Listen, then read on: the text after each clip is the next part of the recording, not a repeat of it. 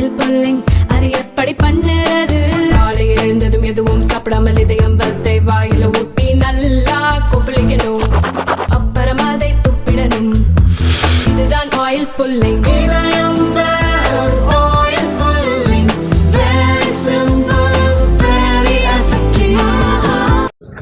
இன்றைக்கு ஒரு விவசாயி ஒரு வருமா வராதா இதை வைத்து அரசியல் செய்கின்றவருடைய அரசியல் செய்து கொண்டிருந்தார்கள். புயல் நிவாரணம் வருமா வரல போல என்று.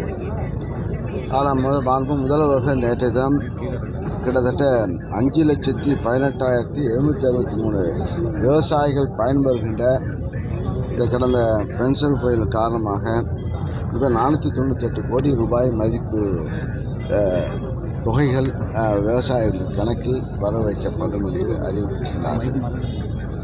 அவர் அறிவித்த அறிவிப்பின் அடிப்படையில் கணக்கெடுக்கின்ற பணி முழுமையடைந்து எல்லா துறையும் கிட்டத்தட்ட 18 மாவட்டங்களில் இது போன்ற புயல் வெள்ளத்தால் பாதிக்கப்பட்டு அதன் காரணமாக அந்த உடனடியாக அறிவித்தார்கள். நிவாரணம் இந்தந்த இனத்துக்கு இந்தந்த பயிர்களுக்கு இவ்வளோ வழங்கப்படும் என்று சட்டம் அறிவித்தார்கள். அது இப்போது ஆணையாக நேற்று தினம் வழங்கப்பட்டு 498 கோடி ரூபாய் அனுமதி வழங்கப்பட்டிருக்கிறது. கிட்டத்தட்ட 5,18,000 விவசாயிகள் 5,18,763 விவசாயிகள் பயன்படுகின்றனர். ஆக இது அதுக்கு பிறகு இப்போது ஆய்வு அந்த இன்சூரன்ஸ் தொகை பதிவு செய்த அந்த காப்பீட்டு திட்டத்தில் அதையும் நாங்கள் ஆய்வு செய்து தொடர்ச்சியாக 2-3 முறை அதை ஆய்வு செய்திருக்கிறோம். அதுவும் அந்த கிராப் கட்டிங் சர்வே முடிந்தவுடன் இந்த மாத இறுதியில் அந்த காப்பீட்டு தொகையில் யார் பதிவு பண்ணியிருக்காங்களோ அதுவும் அந்த பணம் அது வரவு வைக்கப்படும். எது வராது அது வராது இது வராது என்று அண்ட புழுகின்றவர்களை நம்ப வேண்டாம், நம்ப மாட்டாங்க. ஆக உண்மையாக ஆக்ஷன் கிங்காக நம்முடைய முதலமைச்சர்கள் ஒரு பெரிய நிவாரணம் வழங்கப்பட்டிருக்கிறது. இது விவசாயிகள் அவருடைய துயரத்தில் இது ஒரு ஆறுதல் அளிக்கின்ற ஒரு நிகழ்வாக விவசாயிகள் இதுவரை இந்த பட்ஜெட்டுடைய பலன் தமிழகம் முழுவதும் விவசாயிகளுக்கு எந்தெந்த இடர்பாடு வந்தாலும் அதுக்குரிய உடனடியாக நடவடிக்கை எடுத்து அவர்களுக்கு களத்திலே இருக்கின்ற காரணத்தால் முதல்வர்கள் களத்திலே இருக்கின்ற காரணத்தால் களத்துடைய உண்மைத்தன்மை புரிந்த காரணத்தால் அதை இது போன்ற அறிவிப்புகள் இது போன்ற திட்டங்களை கடந்த காலங்களில் இது எவ்வளவு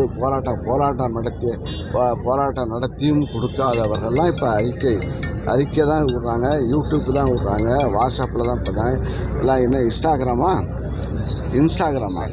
இதெல்லாம் செய்கிறாங்க தவிர இந்த அரசியல் யூடியூப் அரசியல், இன்ஸ்டா அரசியல் பண்ணுகிறார்கள், ட்விட்டர் அரசியல் பண்ணுறாங்களா? ஆக்ஷன் கிங்காக நம்முடைய முதல்வர்கள் இதை செய்து கொண்டிருக்கிறார்கள். இதுதான் நம்முடைய களத்தில் பணியாற்றுகின்ற களத்தில் கண்காணிக்கின்ற ஒரு முதல்வருடைய பணி.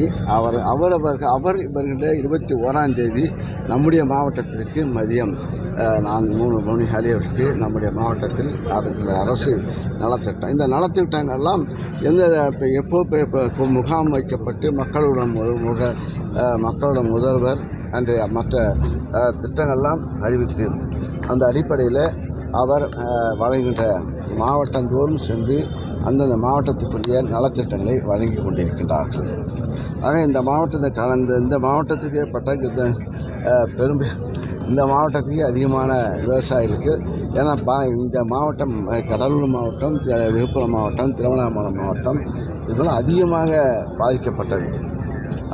இந்த மாவட்டத்துக்கெல்லாம் உடனடியாக அவருடைய கோரிக்கையை ஏற்று பெருந்தொகை இந்த மாவட்டத்துக்கு கடலூர் மாவட்டத்துக்கு கொடுத்திருக்கிறார்கள். அதுவும் நன்றிக்குரிய இந்த மாவட்டத்து விவசாயிகள் நன்றிக்குரியவராக இருப்பார்கள்.